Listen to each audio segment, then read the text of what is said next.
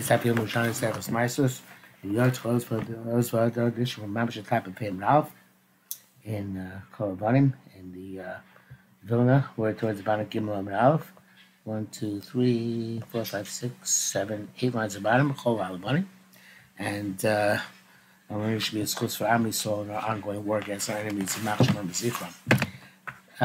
So Kolobanim, or the white fruit, you own Elaine Marpiasa. You know what Marpiasa are, but that's the white fruit. Atilsa Mishititzmach. Fenugreek, once it starts being suitable of growing, the Kini Masisa Gedesha Tizra Titzmach means that it produces seeds which can be replanted and they will grow. Ketsu Bodik, how do you take this out? Rabbi Shmuel Bar Nachman Sheva Yosef said, Noidam Lo Kumtzom, you take a fistful, noticing Toch Sefel Shamayim, put into a bucket of water. Im Shaka Ruba, and most of the seeds sink, so then Ruchayevis. The sinking is a sign that it is suitable to produce growable seed. If not, the minority, then Ptura. If you're going to ask for now, Mashishka, which means, come on now, let's say, Mashishka, whatever sinks, should be chayav. Mashaloshika, whatever doesn't sink, you have butter. What's have to do with rove or not rove?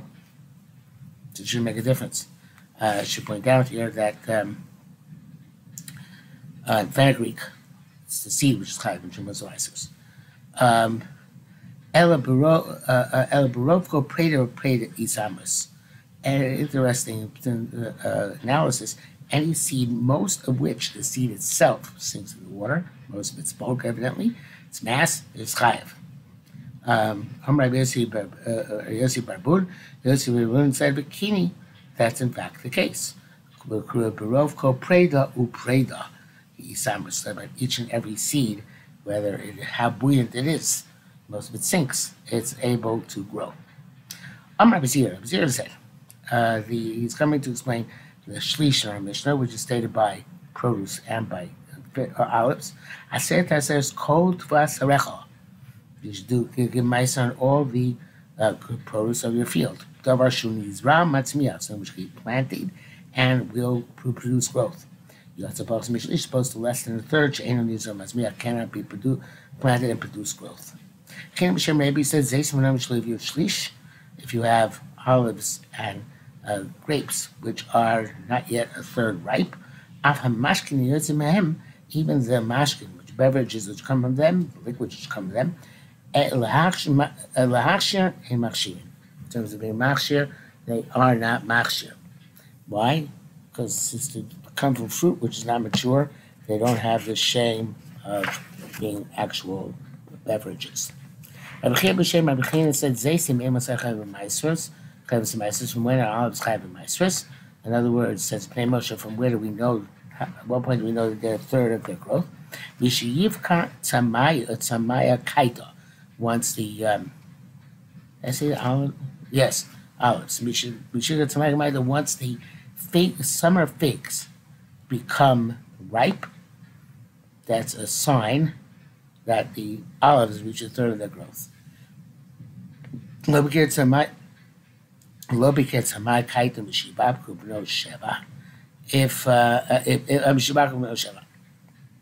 If those summer figs are maturing late, then when another type of figs become grown, that's the B'no Sheva, which is a chashuv type of fig. Lo B'kum No Sheva, those don't become ripe as either. Yoru Morios Shnia B'muktzah. Yoru is a lashon of Yoru.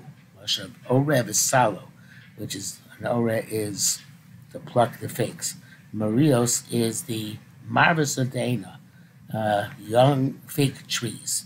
Shnia, when you pluck from them the second time, because the fig does not ripen, not all the figs ripen in the tree at the same rate.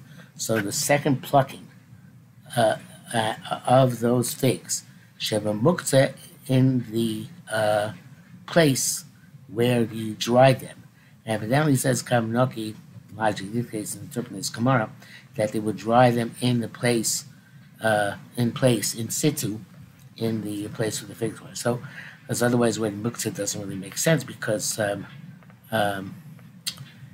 she's plucking the figs in the muktzah. So it seems the muktzah is the same place as they're growing. It's interesting that there are many different interpretations here, and Rashi says,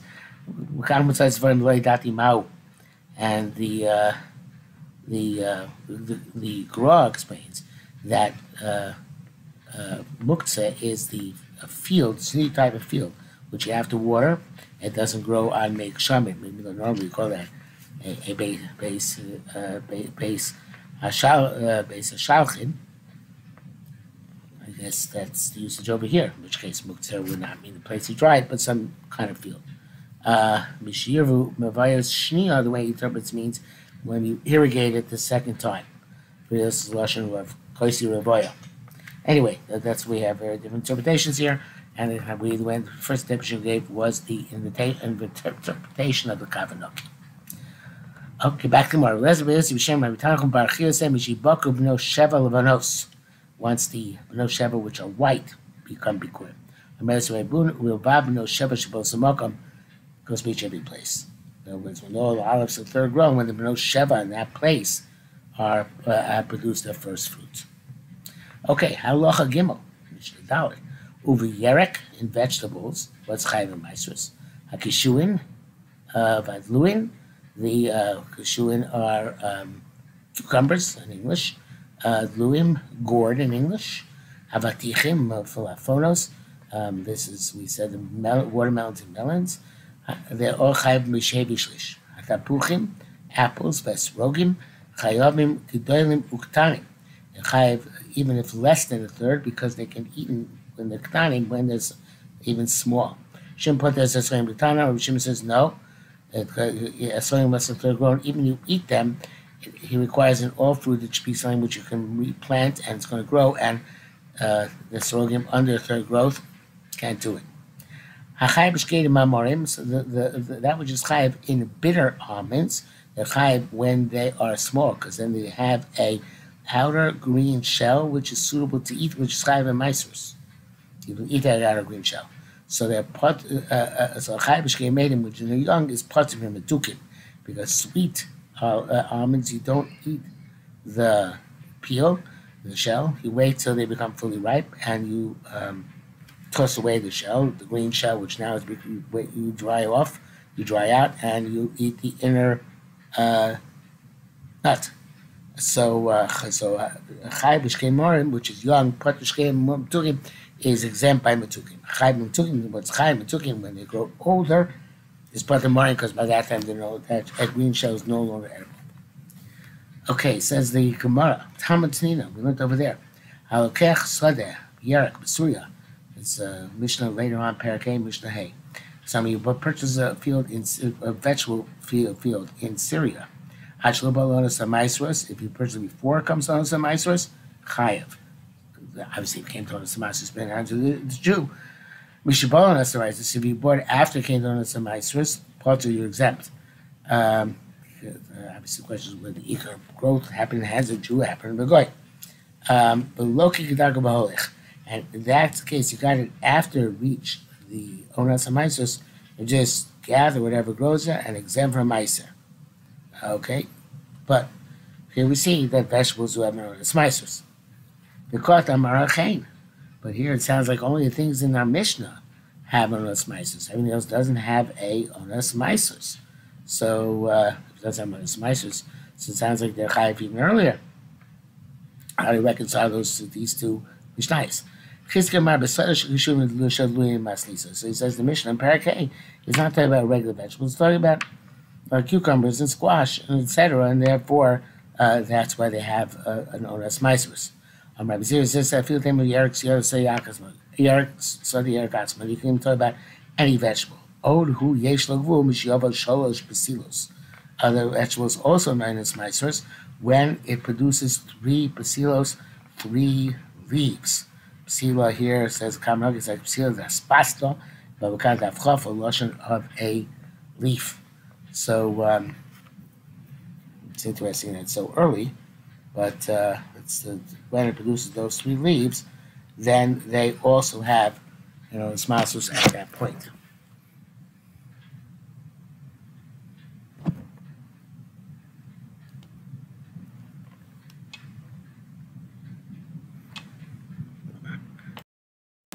Presumably at that point there's some vegetable growing. Otherwise, what are we talking about? So it's not just the leaves. But I guess once it moves those leaves on the vegetables on these on the branch, wherever it is, so then they're chayiv and Yerushalmi Ma'asros from that point. Rabbi Shimon, Tanya, Binari Barshanya Omer Mishum Rabbi Shimon, Tapuchin Ktani Pturim. The small apples are exempt because you can't replant the seeds. Once they're larger, they are chayav. Tapuchin Mila, the apples of Mila, Beikan Bein Chayavim. So what are Tapuchin Mila?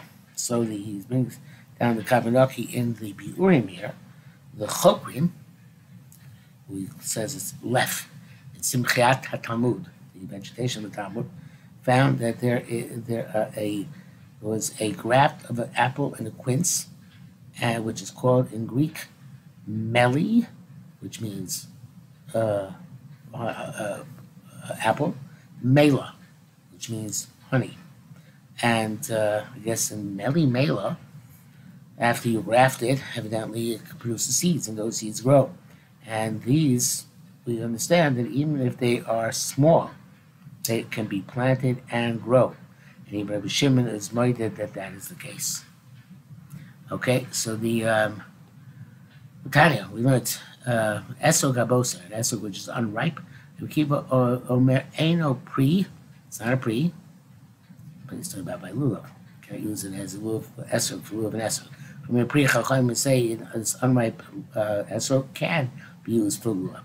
Rabbi Elo, Rabbi Yosef, Shem Elazar said Aser Rabbi Shimon b'shitas Rabbi Akiva Rabo. Shimon learns like his Rabbi. Rabbi Akiva Mar Eno Pri. Rabbi Akiva says it's not a fruit in terms of esrog, the mitzvah. So they Shimon Mar Eno Pri. It's not a fruit in terms of Yerushalmi Ma'asros. Rabbi Yosef said kosher lulav chayiv b'ma'asros. Any which is kosher lulav is chayiv b'ma'asros. Kosher lulav ain't chayiv b'ma'asros, but not vice versa. And vice versa. Anything which is kosher lulav ain't chayiv b'ma'asros. His asked a question, Raymond Numar, that's a esrog which is spotted, which is possible. For a color with fus, which grows in a mold. When it grows as round as a ball. They're possible for the mitzvah esrog, but they can use for they are chayiv b'ma'asros. So Mistaber Rabbi Shimon Yoidei le Rabbi Akiva. Makes sense that Rabbi Shimon will be murdered Akiva that esrog gaboser is possible for the arba minim. You see pre veno pre. It says pre eitz adar. It's not a pre. But Rabbi Akiva Yoidei Rabbi Shimon. Rabbi Akiva won't consider Rabbi Shimon that Rabbi Menumar Rabbi Goda b'tfusay osiki kadur Rabbi Apostle Lulav. It's Apostle Lulav nevertheless chayiv b'ma'asros. So I'm not sure which actually is the actual machlekes, but in any event, it makes sense that this. What am I talking about? It's a machlekes. Okay, we get the same interpretation players in the Bavli and Sukkah. I'm not sure why I'm casting aspersions out of here. Anyway, so that brings us well into Daf Vav. So we'll stop here for today.